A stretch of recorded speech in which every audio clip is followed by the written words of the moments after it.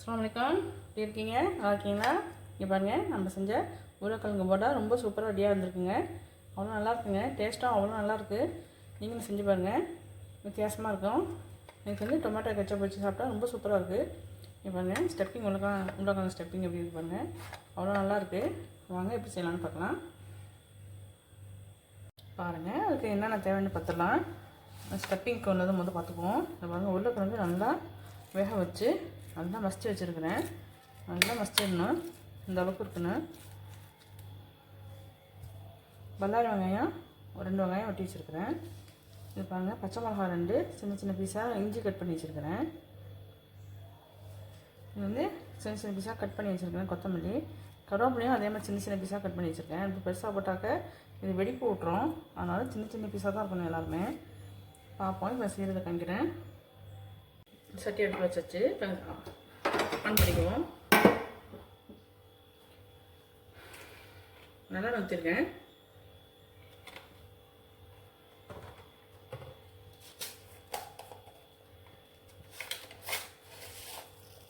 கடுகு உளுத்த பருப்பு 1 ஸ்பூன் போடலாம்.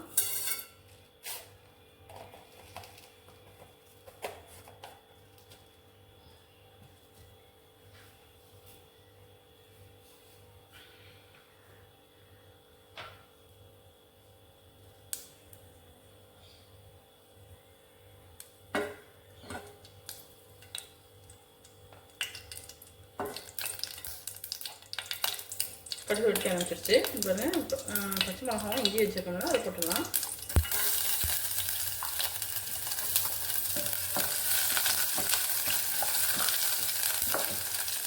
பல்லாரி வெங்காயம் இருக்குல்ல, அதை போட்டுடலாம்.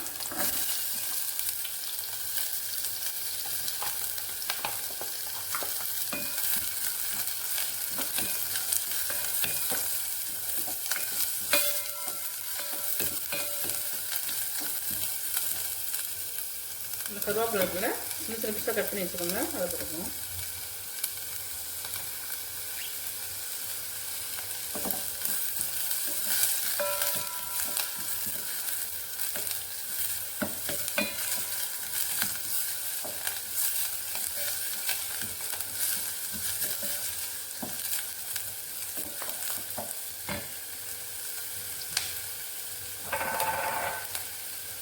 கொஞ்சம் வெங்காயத்தூள் ஆட் பண்ணுவோம்.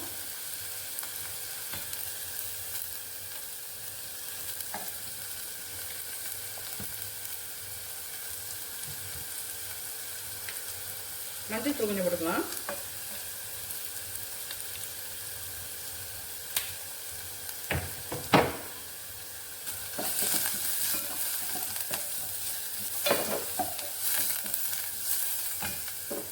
உருளைக்கிழங்கு அதை போட்டுக்கலாம்.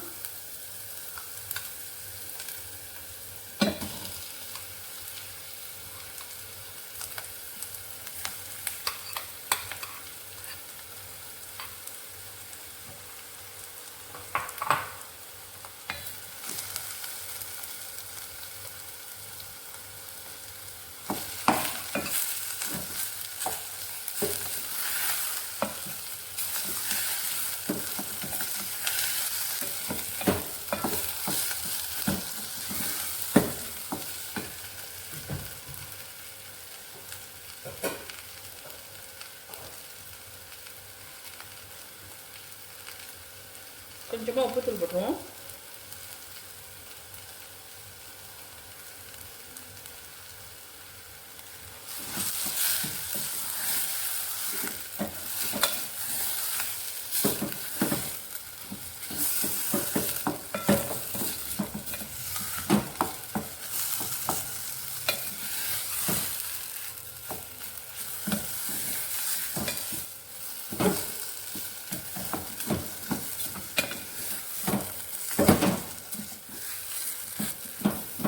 அவ்வளோதாங்க, முறுக்க வைக்கிற ஸ்டப்பிங் ரெடி ஆகிடுச்சு.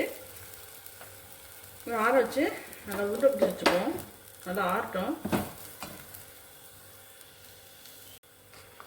கொஞ்சமாக கொத்தமல்லி தளத்தில் அதை போட்டுடலாம்.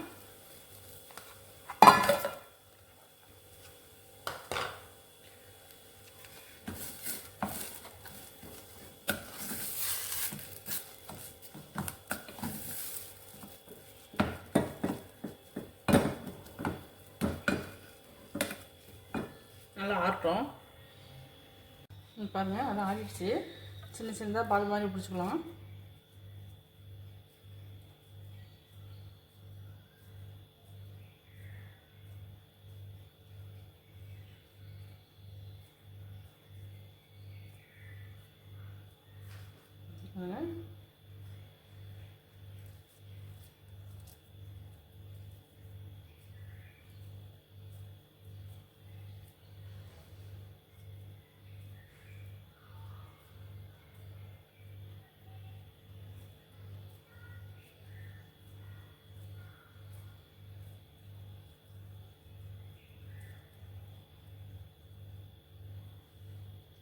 எல்லாத்தையும் பிடிச்சிட்டு நான் காமிக்கிறேன். பாருங்கள் நம்ம வந்து இத்தனை உண்டு ஒட்டியாச்சு உருளைக்கிழங்குல. இதை அப்படியே எடுத்து வச்சுக்கலாம். இப்போ என்ன செய்யலாம், பஜ்ஜி மாவு ரெடி பண்ணிடுவோம். பாருங்கள் நான் இந்த மெஷரிங் கப்பு வந்து இது அரை கப்பு. இது அரை கப்பில் ஒன்று நான் போடுறேன். கடல மாவு ஒன்று போடுறேன். அதில் பாதி கப்பு அரிசி மாவு போடுறேன். எதில் எடுத்தாலும் இதில் ஒன்று எடுத்தால் இதில் பாதி வந்து அரிசி மாவு போடணும். அது பெரிய பவுலில் நீங்கள் ஒன்று கடல மாவு எடுத்தீங்கன்னாக்கா அதில் பாதி அரிசி மாவு கண்டிப்பாக போட்டுடணும்.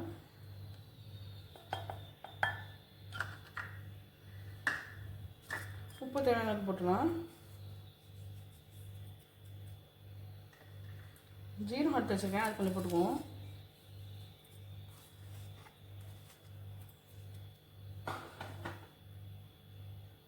கலர் பவுடர் கொஞ்சம் வச்சுருக்கேன்.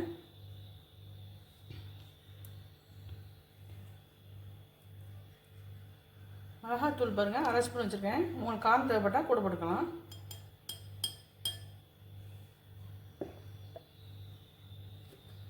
சோடாப்பு கொஞ்சம் போட்டிருக்கேன். அவ்வளோதாங்க. நல்லா மிக்ஸ் பண்ணிக்கலாம்.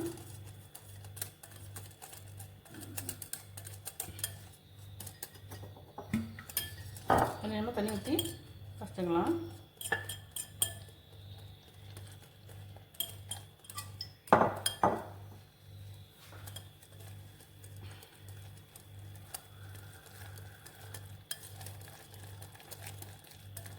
ரொம்ப கெட்டியாக இருக்கக்கூடாது, கொஞ்சம் தண்ணி போல இருக்கணும்.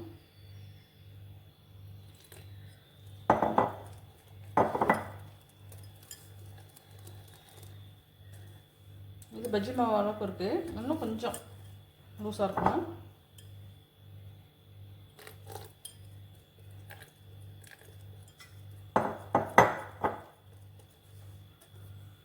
இது ஓகேங்க. இந்த பாருங்கள் இப்படி தான் இருக்கணும். இதுதான் கரெக்டான பதம். இனிமேல் எண்ணெயில் விடுறது தான். எண்ணெயில் விடக்குள்ள காமிக்கிறேன்.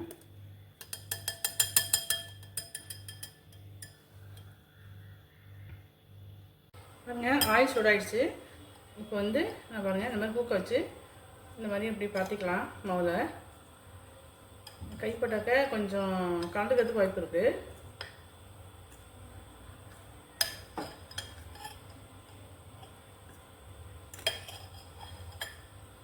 இப்படி போட்டு இந்த ஸ்பூனால் அப்படியே எடுத்துடலாம்.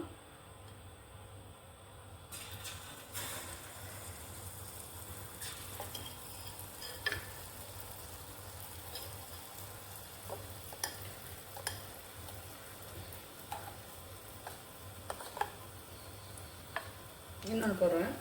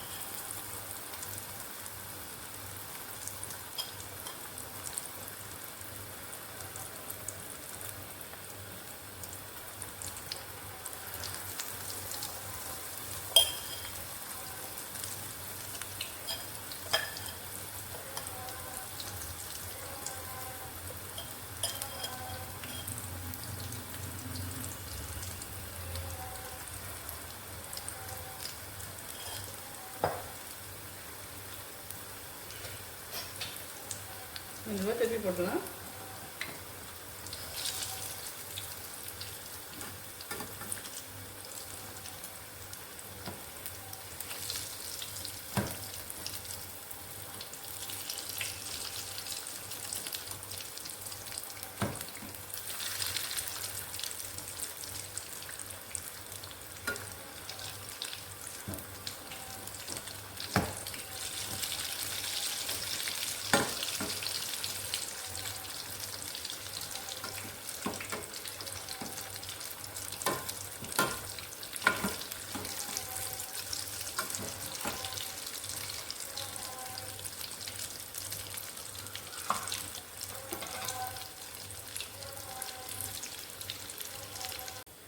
பாருங்க சூப்பராக ரெடி ஆகிடுச்சு. நம்ம எடுத்துடலாம்.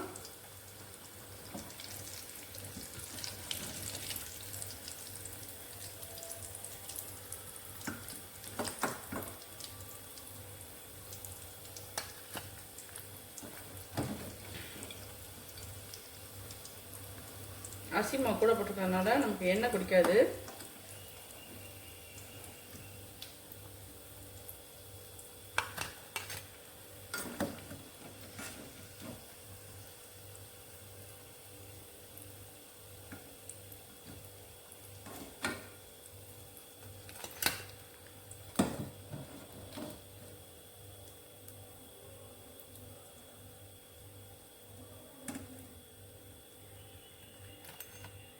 எல்லாத்தையும் சுட்டுட்டு காமிக்கிறேன். பாருங்க நம்ம செஞ்ச உருளைக்கிழங்கு போண்டா ரெடி ஆகிடுச்சு. இதே மாதிரி நீங்கள் செஞ்சு பாருங்கள்.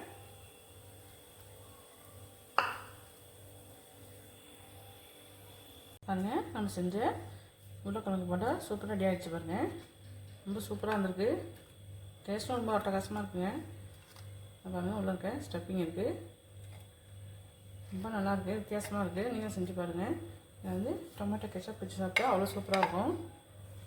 நீங்கள் செஞ்சு பாருங்கள். செஞ்சு பார்த்துட்டு எப்படி இருக்குன்னு சொல்லுங்கள். லைக் பண்ணுங்கள், ஷேர் பண்ணுங்கள், சப்ஸ்கிரைப் பண்ணுங்கள்.